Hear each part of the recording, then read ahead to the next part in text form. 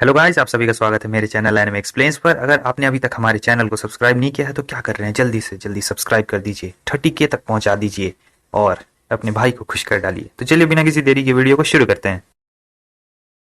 Episode की शुरुआत में हमें दिखाया जाता है कि प्रिंसेस याओ और उसके दोस्त अब स्कूल में आ चुके होते हैं। सारे लोग भीड़ लगाकर प्रिंसेस को ही देख रहे होते हैं क्योंकि वो होती है ब्यूटी पूरे सिटी की।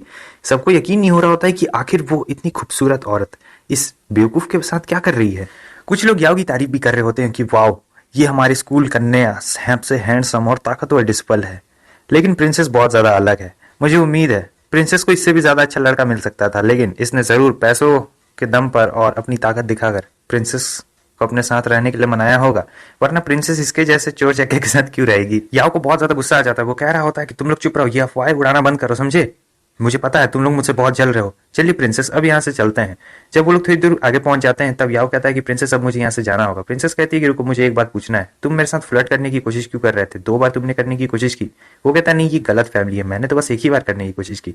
प्रिंसेस कहती है तो वो क्या था जब तुम मेरी बाहों में आ गए थे, आकर गिर गए थे? वो कहता है कि अब मैं आपको क्या ही बताऊं। तब तक टीचर आ जाती है, कहती है कि तुम वापस आ गए, तुम मुझसे मिलने के लिए क्यों नहीं आए हो? और ये सुंदर सी वुमेन कौन है? वो अपने मास्टर को प्रणाम करता कह रहा होता है, मास्टर ब्यूटी गुड इवनिंग, मैं आपके पास आने ही वाला था। तभी प्रिंसेस कह रही होती है, याओ अब मैं चलती हूँ, मुझे अपने रूम में जाना होगा। वो बहुत हंस रही थी और कहती है हम बाद में अपना हिसाब किताब पूरा कर लेंगे, जो भी तुमने मेरे साथ किया है। याओ कहता है लेकिन वो सब बस एक गलत फहमी थी। प्रिंसेस के चले जाने के बाद टीचर उसकी क्लास ले रही थी, कहती है कि तुम्हारी अभी भी एक वाइफ है, लेकिन तुम फिर भी बाज नहीं मान रहे हो, दूसरी औरतों के साथ रह रहे हो। वो कहता है नहीं नहीं टीचर, वो उस वक्त गलत हो गया था, मुझे चोट लग गई थी जब मैं वापस जा रहा था। वो बहाने बनाने लगता है। वो कहती क्या तुम्हें चोट लग गई? क्या तुम्हें उस वक्त चोट लग गई जब शूरा डीमन ने उस दिन तुम पर हमला किया था? वो उसका हाथ देखने लगती है, लेकिन वो अपना हाथ छुड़ा लेता है, कह रहा था कि नहीं नहीं मैं बिल्कुल ठीक हूँ, मैंने अपने आप को हील कर लिया था उस ब्रीथिंग एक्सरसाइज से। और वहां से जाने लगता है। टीचर कह रही होती ठीक है, अब भूलना मत, तुम्हें अपना प्राइस भी कलेक्ट करना है, जब तुम फ्री हो तो आ जाना। अगले सीन में हमें दिखाया जाता है कि ये कल्टीवेशन कर रहा होता है और सोच रहा था कि फाइनली मैं अपने पीक स्टेट पर अब वापस आ चुका हूँ।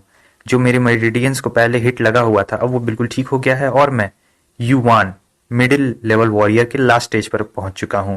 अगर मैं ऐसा ही करते रहा तो धीरे धीरे कर ये भी फुल हो जाएगा, उसके बाद मैं ब्रेक थ्रू कर लूंगा, फिर मैं टॉप लेवल U1 वॉरियर में पहुंच जाऊंगा। उसके बाद वो जाता है और अपने उस स्पेशल भाले को उठाता है। वो उस बुक को देखता है जो उसे कमांडर ने दिया था। वो सोच रहा था मैंने इस बुक को पूरे 2 दिन में अच्छी तरीके से याद कर लिया है, चलो देखा जाए क्या ये सचमुच इस वेपन पे काम करता है या फिर नहीं करता है। ये इस वेपन को एक किंग ग्रेड का वेपन बनाना चाहता था, इसीलिए ये उस बुक में से स्पेल पढ़ेगा और देखेगा क्या सचमुच ये काम करता है या फिर नहीं करता है।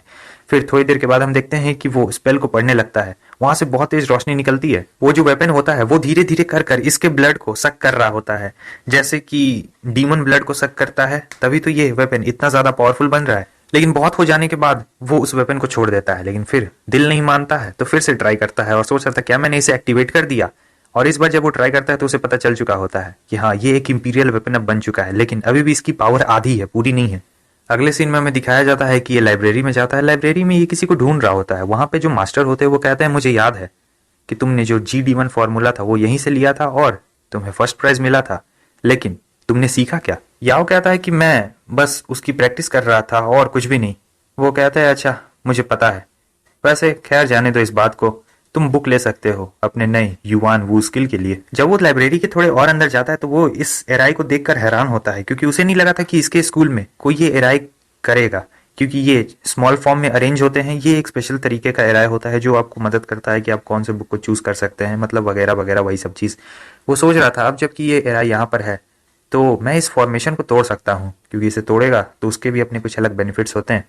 या उसके अंदर जाता है और अपनी शक्तियों का इस्तेमाल करने लगता है। वहां पे सारे बुक्स हवा में उड़ने लगते हैं। अब इसे किसी एक बुक को चुनना था जो इसके काम आ सके, और ये चुनता है एक बहुत ही अच्छी बुक को जो कि बहुत ज्यादा पावरफुल होती है। ये होती है एक टॉप ग्रेड की स्किल बुक। ये होती है फ्लेम ट्रांसफॉर्मेशन टेक्निक, जो कि बहुत ज्यादा अच्छी है और अभी प्रेजेंट में सबसे ज्यादा इसी बुक की जरूरत होती है। तब तक वहां पे टीचर आ जाते हैं। वो कहते हैं प्यारे बच्चे, क्या तुम युवान एराई के बारे में जानते हो?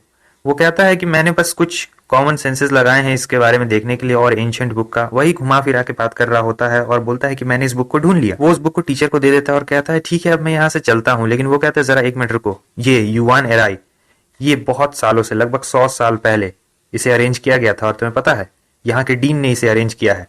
अगर तुम चाहो तो तुम रेफरेंस के लिए इस बुक को अपने पास रख सकते हो। वो बुक को ले लेता है, बहुत ज्यादा खुश होता है, कह रहा था कि आपका बहुत बहुत शुक्रिया सर, अब मैं वेपन पवेलियन में जा रहा हूँ, वहां पर मुझे अपना फर्स्ट प्राइज भी तो लेना है। इधर ये सोच रहे होते हैं ये बच्चा, इसका सेंस ऑफ प्रिवेशन बहुत ज्यादा अच्छा है, उम्मीद करता हूं कि ये आगे चलकर और भी ज्यादा डेवलप करे। अगले सीन में हमें दिखाया जाता है कि उसे एक टॉप ग्रेड का crack scale herbal practice flame transformation technique मिल गई है। साथ ही साथ उसे एक डिफेंस आर्मर भी मिला हुआ रहता है जो कि एकदम सेम ग्रेड का होता है। तब तक यहाँ पीछे पीछे उसके दो प्यारे दुश्मन भी आ चुके होते हैं। ये कहता है हेलो वू और मुस्कुरा रहा होता है। वू उसे कहता है कि यंग मास्टर जी, आपको मुस्कुराने की कोई भी जरूरत नहीं है क्योंकि मुझे पता है आप चाहते थे कि मैं मारा जाऊं, और वैसे भी आपको ये सब करने की कोई भी जरूरत नहीं, मुझे पता है कि आप नहीं चाहते हैं कि मैं यहाँ पर रहूं। वो लंबे बाल वाला कह रहा होता है कि जो भी मैंने किया वो मैंने लियान के लिए किया, यानी टीचर की बहन। मैं बस उसे खुश करना चाहता था, मुझे तुम्हें ऑफेंड करने का कोई भी नहीं था कि मैं तुम्हें गुस्सा दिलाऊं। वो कहता है अच्छा, तुम तो बहुत ही ज्यादा रोमांटिक निकले। याओ कहता है कि मैं बस तुम्हें एक बार याद दिला देना चाहता हूं कि कुछ लोग बकरी के खाल के अंदर भेड़िए छुपे हुए रहते हैं और तुम उनके अपीयरेंस को देखकर बिल्कुल भी धोखा मत खाना। अगर तुम धोखा खा जाते हो तो अंत में तुम्हें ही सफर करना पड़ता है। अगले सीन में हम देखते हैं कि वो टीचर के पास आ चुका होता है। वो कहता है कि मैंने अपना प्राइज ले लिया है। टीचर खुश होती है, कहती है अच्छा दिखाओ आखिर तुम्हें फर्स्ट प्राइज में क्या लिया है। वो दिखाता है कि उसने ये लिया है, ये तो त्रिशूल होता है। वो कहती है कि तुमने इसे क्यों लिया, तुम्हें नहीं लगता है कि इसे चलाना बहुत ज्यादा मुश्किल है और संभाल के रखना भी। वो कहता है इसलिए मैंने इसे लिया है क्योंकि मैंने एक बहुत ही ताकतवर बुक फ्लेम ट्रांसफॉर्मेशन स्किल भी ली है ट्रेजर पवेलियन से, तो इसके साथ प्रैक्टिस करने में ज्यादा अच्छा रहेगा। आपको नहीं लगता कि ये बहुत ही ज्यादा कूल है। टीचर उस पर चिल्लाने लगती है और कह रही थी कि इसे चलाना इतना भी आसान नहीं है जितना तुम समझते हो, समझे। इसे चलाने के लिए तुम्हें और भी ज्यादा पावर और स्किल की जरूरत पड़ेगी, सिर्फ तुम्हारे वो बुक से ये नहीं चलने वाला है। याओ कहता है मुझे आपसे कुछ कहना है, अगर मैं कह सकूं तो। वो कहती है हाँ बताओ, तुम्हें किस बारे में बात करनी है। वो बोलता है कि मुझे उस लंबे बाल के रियल आइडेंटिटी के बारे में पता है। टीचर कहती है अच्छा, तो तुम भी अब उसके बारे में जान चुके हो। मैं जानता हूं कि वो एक बहुत ही बुरा इंसान है और वो आपकी सिस्टर को फंसा रहा है, वो उसके साथ कुछ बुरा करना चाहता है। वैसे आप मुझे गलत मत समझिएगा, मेरा उससे कुछ भी लेना देना नहीं है और ना ही मैं उन दोनों को अलग करना चाहता हूँ। मैं बस उस बंदे के इंटेंशंस के बारे में आपको बता रहा हूँ। टीचर कहने लगती है तुम्हें नहीं लगता कि ये बहुत ज्यादा नॉर्मल है क्योंकि मेरी छोटी बहन बहुत ही ज्यादा सुंदर है, और रही बात उस लंबे बाल की तो वो सारे नए डिसिपल्स में टॉप पर भी है। लेकिन याव रोने लगता है, कह रहा होता है कि नहीं मैं ये नहीं कह रहा, मैं ये कह रहा हूँ कि वहां डीमन अभ्यास में tiger tooth demon hunting warriors की वजह से मैं मरते मरते बचा हूं, वो लोग मुझे मारना चाहते थे। टीचर कहती है क्या उन्होंने तुम पे हमला किया।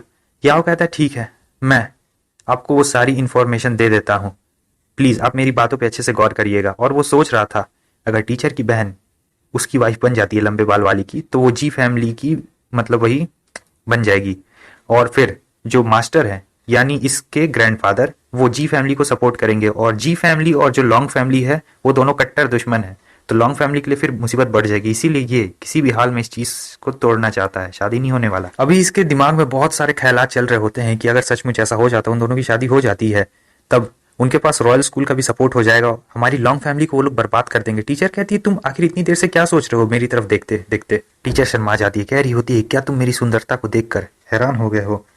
हाँ, उधर याव उठता है और सोच रहा था मुझे माफ कर दीजिए मास्टर, लेकिन हमारी लॉन्ग फैमिली की भलाई के लिए मैं आपको थर्ड प्रिंस से शादी नहीं करने दे सकता हूँ, क्योंकि इसके पीछे भी कोई पड़ा होता है, इसकी बहन के पीछे भी।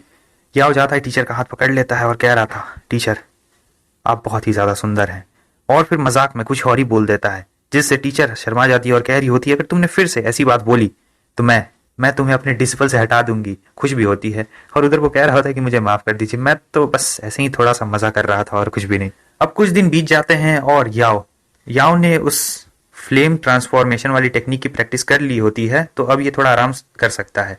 ये कह रहा था क्यों ना मैं उस बूढ़े आदमी के पास विजिट करूं, कुछ पत्थर उत्थर बेच देता हूं, अगर मैं लकी हुआ तो फिर से मुझे मिल जाएगा स्पिरिट स्टोन। वहीं थोड़ी सी दूर में ही हमें पिंकी को दिखाया जाता है जिसे ये और इसके दो साथी मिलकर परेशान कर रहे होते हैं। ये कहता है कि तुम मेरे साथ चलो, मैं तुम्हें अच्छा वक्त दूंगा। हाँ हाँ, तीनों नल्ले बेरोजगार छबड़ी चोर बदमाश लड़के इसे परेशान कर रहे होते हैं, लेकिन वो भी लड़ने के लिए तैयार होती है, कह रही होती है कि मुझसे दूर हट जाओ वरना मैं तुम्हें बहुत पीटूंगी।